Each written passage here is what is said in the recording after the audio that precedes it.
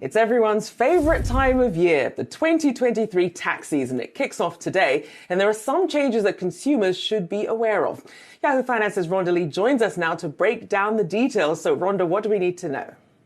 First things first, the deadline for this year, instead of April 15th, is April 18th due to a holiday in D.C. Also, California, Georgia, and Alabama storm victims have until May 15th to file. So, what's gone? Due to the pandemic era credits, if you relied on earned income credit or the child tax credit, you are probably going to see a smaller refund because those have returned to their pre-2019 levels. The other thing is, during the pandemic last year, many people were able to take up to $600 in charitable contributions without itemizing. This year, you must use Schedule A to itemize and deduct any charitable contributions.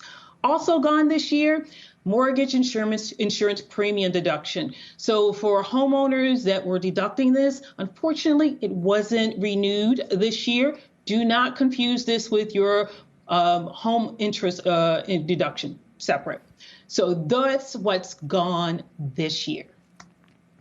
Okay, so now that we know what's gone, what about some new things that people need to keep an eye on for this taxpayer season?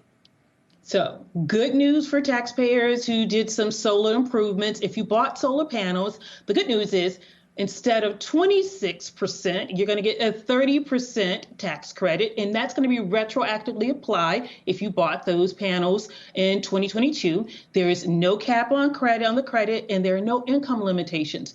Previously, it only applied to your principal residence. However, the Inflation Reduction Act removed that restriction, so homeowners that put solar panels on their second or vacation homes are eligible to get this deduction. Also, if you bought an electronic vehicle in 2022, there was a change that affects those who bought the vehicles August 17th, 2022 and thereafter. The final assembly had to have happened in North America to qualify for this tax credit.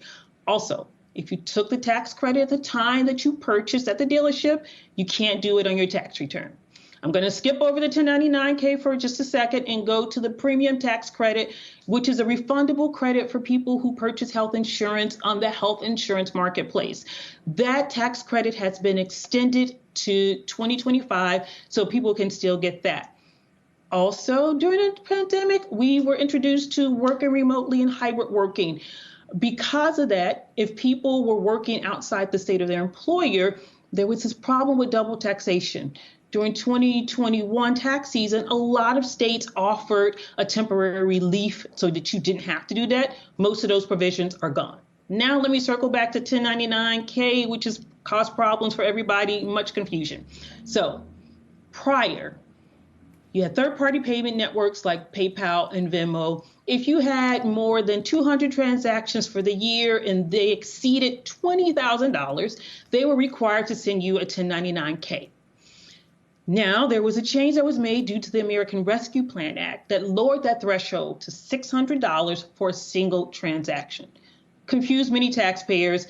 Due to the major confusion, the IRS has delayed implementation of the 1099K. If you have questions regarding 1099K and any other tax stuff, always consult a tax professional.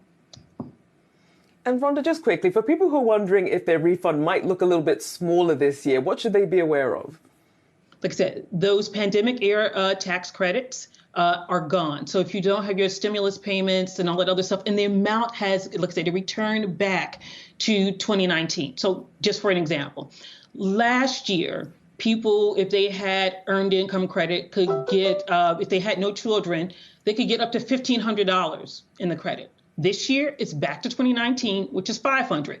For the child tax credit, the CTC, last year, you could get up to $3,600 per dependent. This year, $2,000.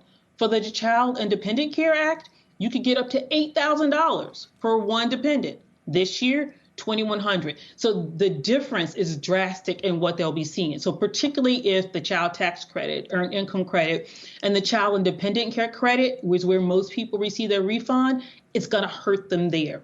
However, if they have, if they can get refunds other places, if they may see an increase.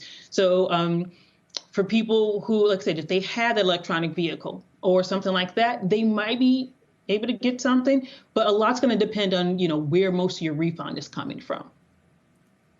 Well, it certainly helps so that people can brace themselves if they do see a smaller refund. They'll at least know why. Yahoo Finance's Ronda, thanks so much.